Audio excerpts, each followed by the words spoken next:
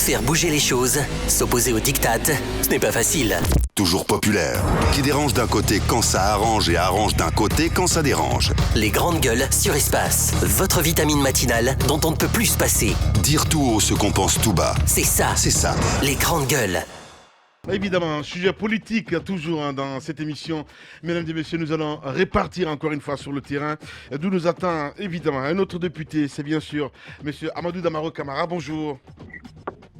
Bonjour, monsieur Girassi. Bienvenue chez les GG sur Radio Espace. D'abord, j'aimerais vous faire réagir quand même sur ce qui est arrivé hier à l'aéroport. Vous avez écouté le directeur de l'aéroport, le chef de file de l'opposition. C'est quand même une institution que vous avez votée et que vous avez mise en place. Et il est venu dans un véhicule RC, donc il n'est pas immatriculé BA. Son véhicule n'a pas été autorisé à stationner sur le parking VIP. Comment vous comprenez cela? Non, comment vous comprenez cela? Comment vous réagissez à cette affaire? Non, j'ai déjà réagi hier quand le député Jean Sidine me l'a fait savoir. J'ai appelé le chef du protocole, l'ambassadeur le chef du protocole, pour lui dire que c'était pas normal. Le fait qu'il soit chef de file de l'opposition, à part ça, il a été membre du gouvernement, il est ancien Premier ministre dans tous les pays du monde. Les anciens Premiers ministres sont des VIP. Et il faut que mon jeune frère, que je soutiens en vouloir mettre de l'ordre à l'aéroport, puisse faire la distinction. BA, c'est pas le véhicule, c'est celui qui est dedans, qui est VIP. C'était pas normal et il se devrait de présenter les excuses. Ce que je regrette, c'est qu'il y ait des incidents comme ça qui sont dus à des indélicatesses peut-être des gardiens, que le chef de file à toutes les occasions puisse déclarer aussitôt que c'est le président de la République qui donne des instructions pour qu'il soit bloqué. Oui, mais ça aussi quand même. Oui, mais monsieur le député, le directeur de l'aéroport ne semble pas être dans la logique de s'excuser. Ce matin, on l'a eu en interview. Il est carré, il est droit dans ses bottes. Il semble être à l'aise de son action d'hier. Est-ce qu'il va être rappelé à l'ordre officiellement? C'est une faute administrative, hein? Non. Le problème, c'est quoi? Je viens de dire, si je soutiens le directeur de l'aéroport dans sa volonté de mettre de l'ordre dans notre aéroport, c'est normal, mais qu'il ne laisse pas Luda Lengyale accéder au parking VIP, c'est pas normal, et je l'ai fait savoir aux responsables des salons et de ce parking hier même devant certains députés, même de l'UFDG.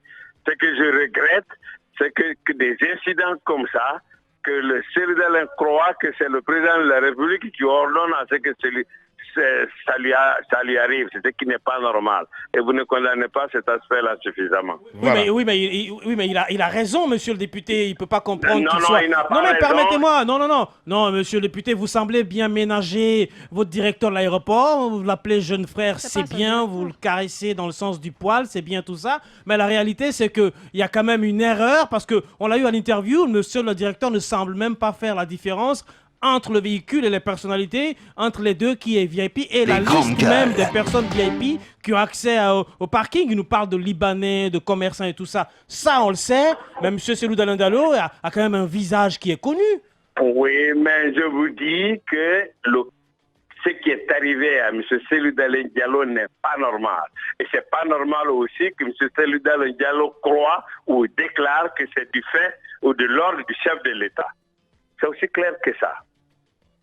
Damaro, en direct, toujours égal à lui-même dans cette émission, les GG. Oui. Voilà. Allez, on parle des choses sérieuses maintenant, mon cher Damaro. Alors, honorable, allez-y. bien entendu. L'autre chose sérieuse dont on va parler maintenant, c'est bien la CENI.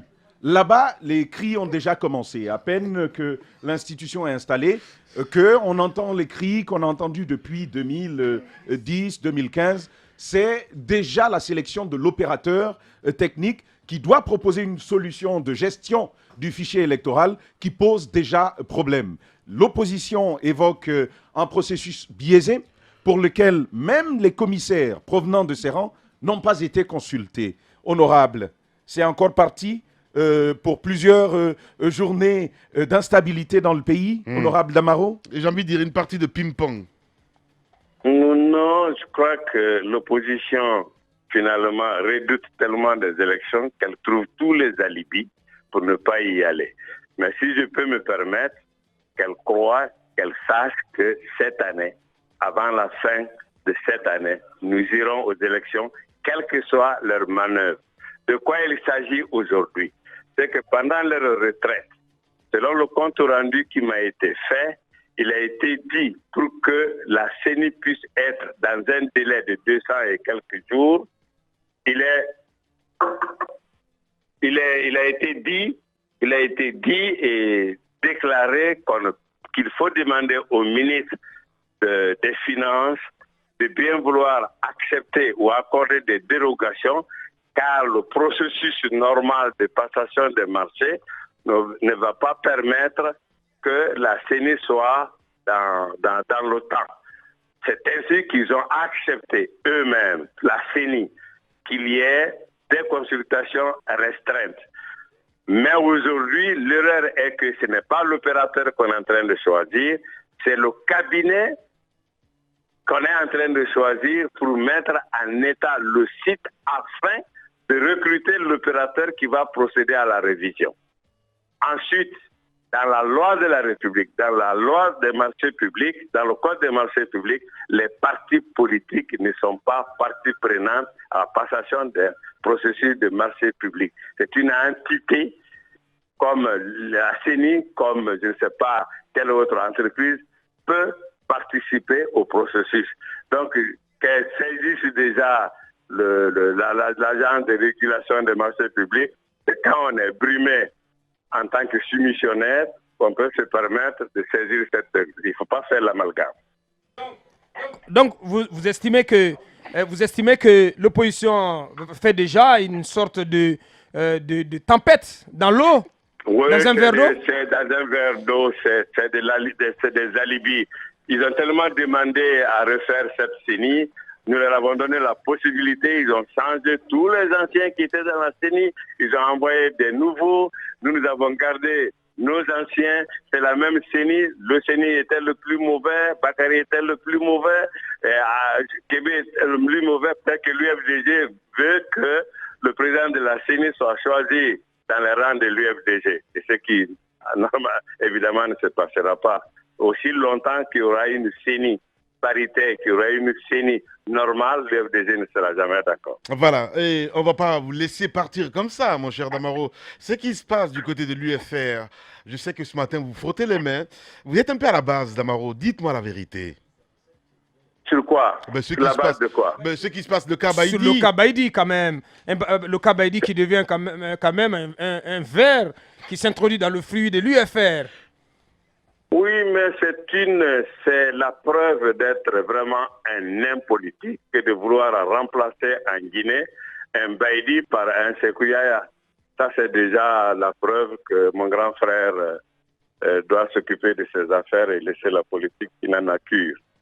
Waouh. Damaro. Eh bien oui, toujours égal à lui-même.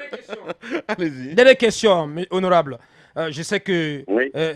Vous êtes franc sur bien des questions. On vient de vous entendre sur le cas de l'aéroport avec ce qui est arrivé à la Seydou Diallo. Dites-nous franchement, par rapport aux décisions qui ont été prises par les autorités préfectorales et régionales de Nzerekoé, je vais bien parler de la bataille qui est engagée en vue de l'établissement d'une nouvelle constitution en Guinée. Les autorités, le gouverneur de Nzerekoé et le préfet interdisent systématiquement toute activité des opposants à ce projet dans leur circonscription. Comment vous regardez cela? Oui. J'ai dit, je répète, qu'en Guinée, il faut qu'on accepte de battre en brèche la culture de la violence. Moi, mon opinion est de laisser dans la civilité chacun s'exprimer, les pour, les contre, et qu'il y ait un débat serein, un débat intellectuel, et qu'en fin de compte, comme Jean-Jacques Rousseau le disait, le peuple a le droit de changer ses lois, même si elles sont les meilleures. Que finalement, ce peuple-là dise oui ou non, s'il est d'accord pour une nouvelle constitution. Je l'ai dit peut-être dans votre studio, la Guinée elle-même est née d'un processus référendaire. Il y a 60 ans, les Guinéens savaient dire déjà oui ou non dans un référendum. Oui.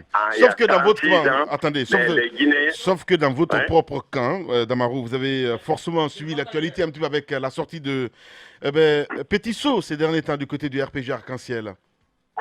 Oui. Vous avez Mais suivi, dans notre Il appelle à une sorte de purge, justement. à la fois au sein Oui, de mais l'administration attendez. qu'au sein Attendez. des opposants à ce projet. Jacques Land a dit on est pour, on la ferme ou on s'en va. Donc, Voilà, c'est ce que nous demandons. allez, Voilà. je comprends pas là-bas.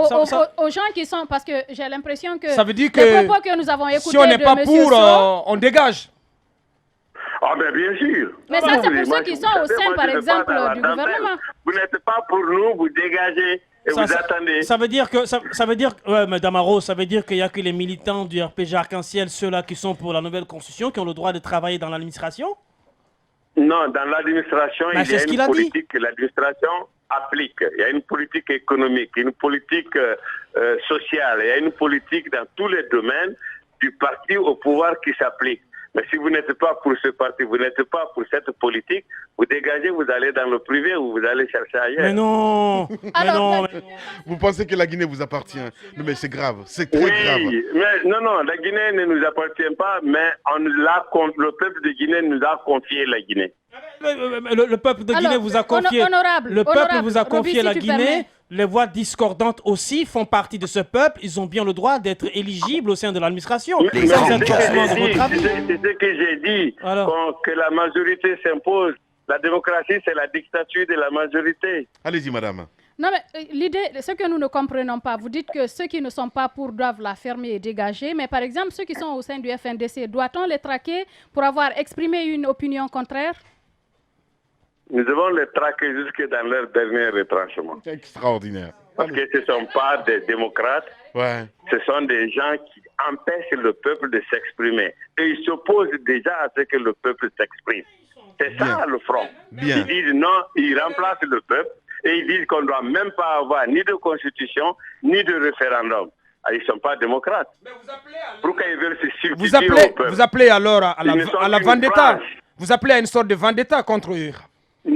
C'est toi qui emploies le mot Mais Bouakar. non, mais Je non, dis très honorable, bien honorable. que le débat doit être civilisé. Vous n'êtes On même ne pas peut capable, personne vous n'êtes n'a pas le droit. capable ici, honorable, de condamner l'attitude. n'a Non, le non, droit. j'ai fini. Vous n'êtes pas Personne n'a capable le de droit. condamner l'attitude du préfet et du gouverneur de Zérékoré et vous demandez à traquer les opposants à ce projet, qui sont des Guinéens qui assument leur position et vous demandez qu'on les traque jusque dans leur dernier retranchement.